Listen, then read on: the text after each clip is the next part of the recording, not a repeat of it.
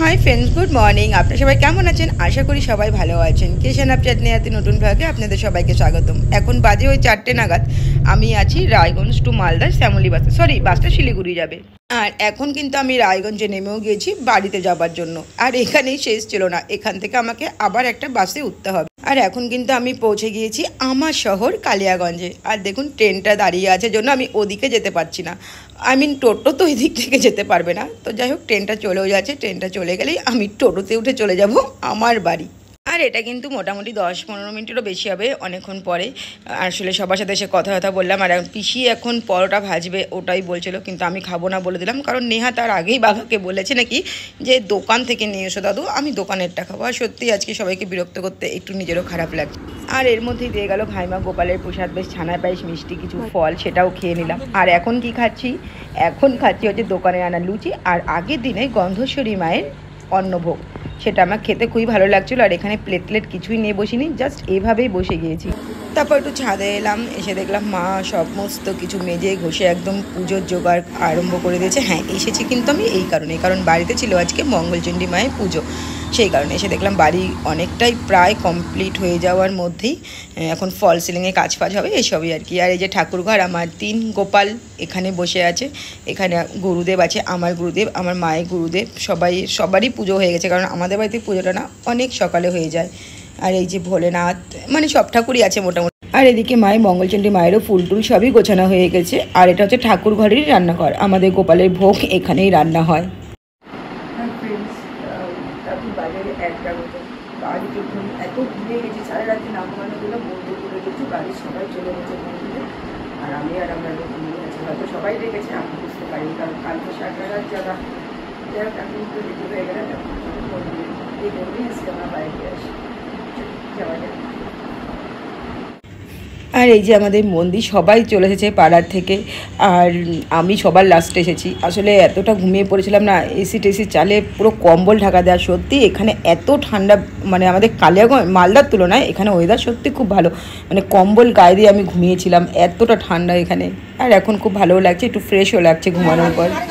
ভালো আছে।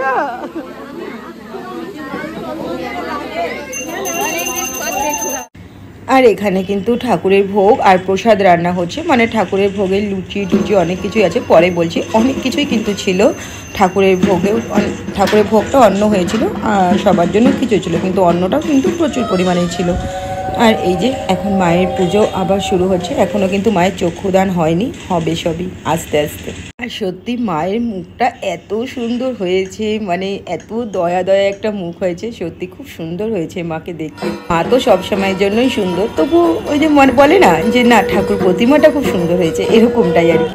তারপরে অনেকটাই পরে না আমি বাবাকে নিয়ে জোর করে একটু বেরিয়েছিলাম যে কালিয়াগঞ্জে ঘুরতে যাব। বাবা তো সেই খেপে গিয়েছে, যে কারণ বাবা বলছে এত বড় দায়িত্ব এখন আমার কাঁধে, আর তুই এখন বলছিস ঘুরতে যাবো। বাট আমি কোনো কিছু শুনতে নারাজ ছিলাম, তাই আমি আমার মেয়ে আর বাবা ঘুরতে গিয়েছিলাম।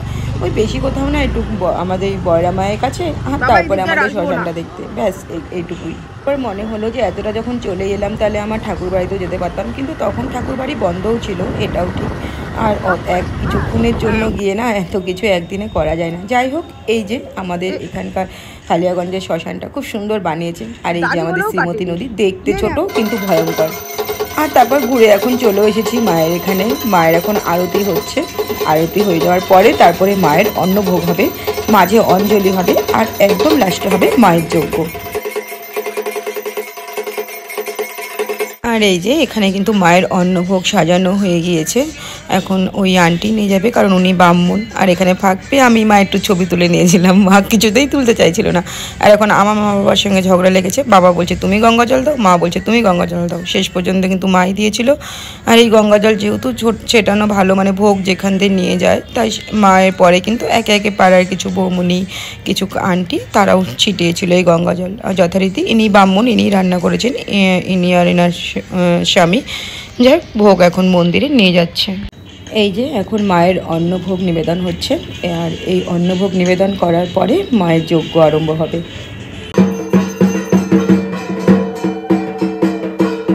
আর এই যে এখানে মায়ের কিন্তু যজ্ঞ এখন আরম্ভ হয়ে গেল অন্নভোগ নিবেদন হওয়ার পর। আর যে ঠাকুরমশাই পুজো করছে উনি কিন্তু একসময় আমার ইংলিশের টিচার ছিল, মানে আমরা ওনার কাছে ইংলিশ সাবজেক্টটা পড়তাম। উনি একধারে যেমন ঠাকুর পুজো করেন, অন্যদিকে কিন্তু আবার ইংলিশেরও টিচার। আর এখন সবাইকে একটু করে স্প্রাইট দিয়ে দিচ্ছি, তার কারণ সবাই উপোস করে আছে, সবারই একটু অনেকটাই বেলা হয়ে গিয়েছে, সেই কারণে স্প্রাইট খেলে তো কিছু হবে না। তবে আমি সবাইকে বলেছিলাম যে তোমরা মাকে স্প্রাইট দিয়েছো তো, নইলে কিন্তু হবে না। যাই হোক, এরকম মজাই আর কি তো চলছিলই ওখানে।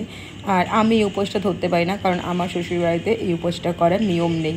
তবুও আমি বলেছি, এবারও কথা বলবো আবার ঠাকুরমশাইয়ের সাথে, যদি ধরা যায় তো আমি ওই মঙ্গলচণ্ডী মায়ের উপাস ধরে নেব। কারণ আমার খুব খারাপ লাগে যে আমাদের বাড়ি সবাই করে, কিন্তু আমি মঙ্গলচণ্ডী মায়ের উপোসটা না করতে পারি না, এটা আমারও একটু খারাপ লাগে।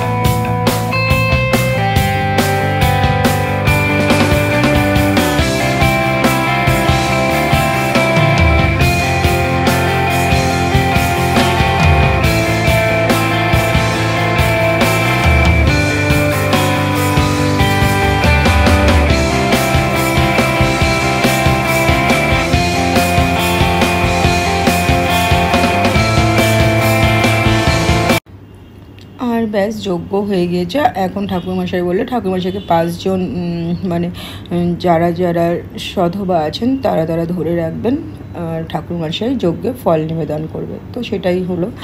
আর এখন এখানে আমি বসে একবার সবাইকে এক ক্যামেরায় করে নিলাম। যাই হোক, পুজো কিন্তু খুব ভালোই শেষ হয়ে গেল। আর এর মধ্যে কিন্তু পাঁচালিও পড়েছিল। এই যে আমার মা বসে আছেন, আর খুব মন দিয়ে মা পুজো করছে। আর এই যে ঠাকুরমশাই এখন যথারীতি ঠাকুরের ঘটও কিন্তু বিসর্জন দিয়ে দিল। ব্যাস, এবছরের মতন পুজো সমাপ্ত। আবার আসছে বছর আবার হবে। তারপর পুজো শেষ করে কিন্তু এখানে এখন প্রসাদ খাওয়ানো চলছে। আর প্রসাদের মধ্যে ছিল ঠাকুরের অন্নতে তো অন্ন ছিলই, মুগের ডাল 5 রকম ভাজা যেগুলো থাকে আর কি, লুচি, পায়েস, চাটনি, মিষ্টি সবই ছিল।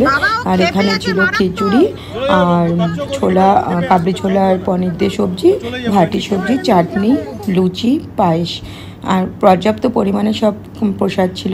যাই হোক, এখন সবাই মিলে আমরা প্রসাদ দিচ্ছি, সবাই খাচ্ছে। যারা খাচ্ছে তারাও খুব প্রশংসা করেছিল, কারণ প্রসাদ খেতে একদম খুবই সুন্দর হয়েছিল। এত মানে সুস্বাদু হয়েছিল প্রসাদ, বলার কথা নয়।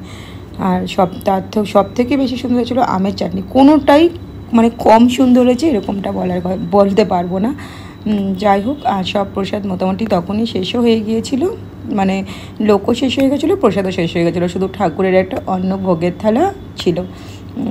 যাই হোক, তো চলুন এবার সবাইকে প্রসাদ দিই। আর আমি চাটনি খেতে এত ভালোবাসি, কিন্তু আমি কিন্তু শেষ পর্যন্ত চাটনি খাইনি। যাই হোক, এখন তো ঘরে চলে এসেছি, কারণ আমাদের যাওয়ার টাইম হয়ে গিয়েছে। আর এখন আমি রেডিও হয়ে গিয়েছি, আর এখন সব কিছু ঢুকিয়ে নিচ্ছি ব্যাগে। সবাই অনেকবার থাকতে বলেছিল, কিন্তু পসিবল তো না আমার পক্ষে থাকা, আর আমার থাকতে ইচ্ছা করে না, জাস্ট আসবো চলে যাব এটাই। কারণ বাড়িতে আমার আরও 2 বাচ্চা থাকে, আপনারা তো জানেনই। যাই হোক, তো চলুন এবার রেডি হয়ে বেরিয়ে পড়ি, কারণ আমার ঘড়ি বলছে এক্ষুনি বেরো, নইলে গাড়ি ফেল হয়ে যাবে। তারপরে যাওয়ার আগে মাকে আরেকবার প্রণাম করে নিলাম দূর থেকে, বাড়িটাকেও আরেকবার দেখে নিলাম, জানি না আবার কবে আসবো, এটা এরকমই। আর এখন কিন্তু আমি বাসে উঠে গিয়েছি। মনটা সত্যি ভালো লাগছিল না, কারণ গিয়েই চলে আসতে হলো, বাট ওই যে আমি যে নিরুপায়, আমাকে যে আসতেই হবে। চলুন এবার একদম মালদা। সুতরাং আজকে ব্লগটা এখানেই শেষ করছি। Tata, bye, good night. সবাই ভালো থাকবেন, সুস্থ থাকবেন।